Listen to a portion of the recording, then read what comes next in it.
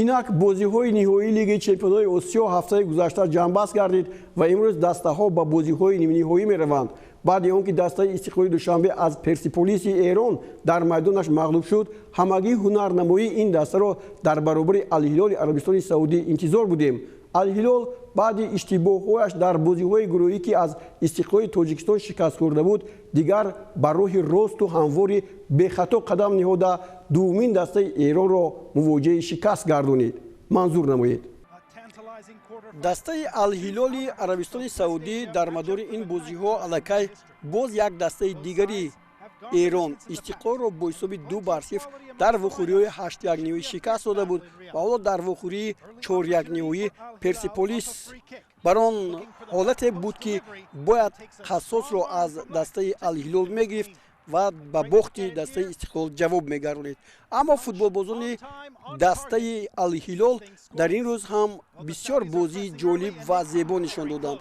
ҳамлагарони онҳо ҳоло Перераро мебинем ки бисёр як зарбаи хуб зад, он ба тири дарвоза бархӯрд, вале нигоҳ кардан ба голе ки зада шуд дер давом накард ва футболбозони дастаи Алҳилол тавонистанд дар дақиқаи 27 тавассути зарбаи Салим Аддосарӣ аз паси хуби Кано бо ҳамин як гузариши зебо тӯбро вориди тӯри дарвоза кунанд. Ҳамид Лак дарвозабони дастаи Персиполис инҷо каме қафо монд ва натавонист ин тӯбро баргардонад. ҳуҷумҳои футболбозони дастаи Персиполис ҳам инҷо ҷой доштанд ва яке аз он ҳуҷумҳое ки ҳоло мову шумо инҷо дидем Саид Оғоӣ буд ва Исо Алкасир ҳам натавонист ки дарвозабон Абдулло Маъюфро гӯем дар хиҷолат монад ва тӯбро вориди дарвоза кунад. Ба ин нигоҳ накарда ҳисоби 1-0 дастаҳоро ба танаффус бурд. ҳоло бори дигар Исо Алкасирро мебинем ки чӣ гуна инҷо хеле зарбаи хуб зад. Исо Алкасир аслан аст ва дар навбати дигар футболбозони дастаи Алҳилол бори дигар дар дақиқаи 52 бартарии худро бештар карданд. Бифитимби Гомес аст. Перера инҷо хуб кор кард, тӯбро ба Бифитимби Гомес партофт ва Бифитимби аз ҳама пеш ба тӯб расид ва онро ба дарвозаи холӣ фиристод. 2-0 ва футболбозони ин даста ҳуҷумҳои барқвори худро идома медоданд ва инҷо бори дигар як ҳуҷуми ниҳоят қотеи онҳо метавонист бо гол анҷом ёбад, вале дарвозабон кунҷи дарвозаро хуб пӯшонид ва зарбае ки зада шуд аз ҷониби Мусо Марега ба тӯри дарвоза ворид нашуд. Инҷо боз як зарбаи дигар Салим Авдосарӣ буд ки бисёр ҳам хуб тӯбро кӯфт. Ҳамид Лак ин тӯбро баргардонид. Боз як ҳуҷуми футболбозони дастаи Алҳилол ва ин навбат боз тӯб вориди дарвоза мегардад. ҳисоб 3-0 аст. Бифитимби Гомес дубли худро ба самар мерасонад. ин навбат бошад Салим Абдосарӣ тавонист ки ба ҳамдастаи худ кӯмак намояд ва ҳисоби 3-0 Алҳилолро ба бозиҳои минбаъда баровард. дар бозиҳои 4-1 ниҳоии дуввуми лиги чемпионои Осиё дастаи дуввуми Арабистони Саудӣ Ан-Насри Ар-Риёз ҳам ҳамтон надошт. дар баробари Алваҳдаи Имороти Муттаҳидаи Араб футболбозони ин даста маҳорати олӣ нишон доданд ва ба пирӯзӣ расиданд. Ан-Наср дуввумин дастаи Арабистони Саудӣ гардид ки ба бозиҳои нимниҳоӣ рохат мегирад. дастаи Ан-Насри Арабистони Саудӣ ҳам яке аз дастаҳои беҳтарини ин кишвар аст ва дар варзишгоҳи пур аз мухлисон вохӯрии Алваҳдаи Абу-Даби бо Ан-Наср сурат гирифт ки ҳоло инҷо мо мебинем ки сафедпӯшони Алваҳда дар аввалин фурсат имконият ёфтанд бо зарбаи Исмоил Матар капитани даста ба сӯи дарвозаи дастаи Ан-Наср зарба зананд. Аммо футболбозони дастаи Ан-Наср беҳтар бозиданд ва тавонистанд ки дар дақиқаи 7 тавассути Ҳамдуллоҳ аз паси хуби Машарипови o'zbekistoni ҳисобро боз кунад. ҳоло бори дигар бибинед чӣ гуна хуб инҷо бозӣ мекунанд ва тӯб вориди дарвоза гардид. 1-0 ва футболбозони дастаи Ан-Наср фишори худро ба сӯи дарвозаи дастаи Алваҳда боз ҳам бештар карданд. боз зарбаҳои қотеъ, боз Ҳамдуллоҳ аст инҷо ки як зарбаи хеле хуб мезанад, аммо Муҳаммад Аш-Шамсӣ дарвозабони дастаи Абу-Даби инҷо хеле хуб кор мекунад. Алваҳда ҳоло бубинед ин зарбаро Валид Абдуллоҳ дарвозабони дастаи Ан-Наср баргардонида буд ва дар қисми дуввум боз футболбозони дастаи Ан-Наср ба пеш мерафтанд ва ин ҷо зарбаи ниҳоят хуби Ҷалолиддин Машарипов аз паси хуби Талиска ва тӯб роҳи дарвозаро пайдо намуд. Ҳисоб 3-0 шуд. Футболбози ӯзбекистонӣ дар ин вохӯрӣ дар ҳақиқат ба ситорае табдил ёфт, ки ҳар лаҳза метавонист ки дар ин кор саҳм гузорад дар задани зарбаҳо.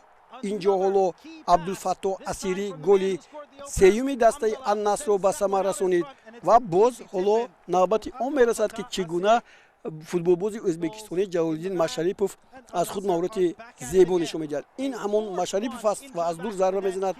Ин навбат ҳам дарвозабон Муҳаммад Аш-Шамсӣ, ки хеле кӯшишҳои зиёд кард, ки дар ин ҷо тӯбро баргардонад, натавонист ва тӯб боз ворidi тӯри дарвоза гардид.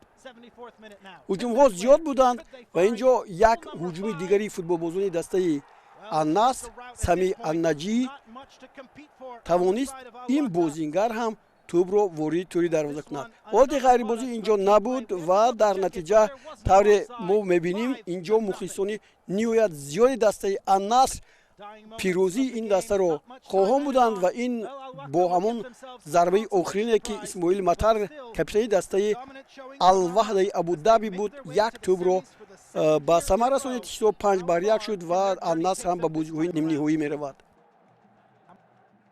имсол ҳунарнамоии дастаҳои футболи кишвари Кореяи Ҷанубӣ нисбат ба солҳои гузашта хеле назаррасанд. Якбора се дастаи ин кишвар ба бозиҳои 4-1 ро хал гирифтанд ва аз рӯи низомнома клубҳои футболи Чонбук Hyundai Motors бо Улсан Hyundai дар вохӯрии 4-1 бо ҳам қувоз буданд. Дар ин вохӯрӣ яке аз дигаре қафо монданӣ набуд. дар сипати имсолаи Кореяи Ҷанубӣ дастаҳо пайҳам ҷойгир шуданд. Улсан Hyundai дар зинаи якум ва Чонбук Hyundai Motors дар зинаи дуюм мавқеият доштанд ва дар ин бозии 4-1 ҳам бо ҳам рӯбарӯ шудани ин дастаҳо аз мансият холӣ набуд ва Улсан Hyundai дар ин ҷо бо зарбаи Валерий Казашвили, яке аз легионерҳои гурҷистонии даста, ҳисобро боз кард дар дақиқаи 13-ум.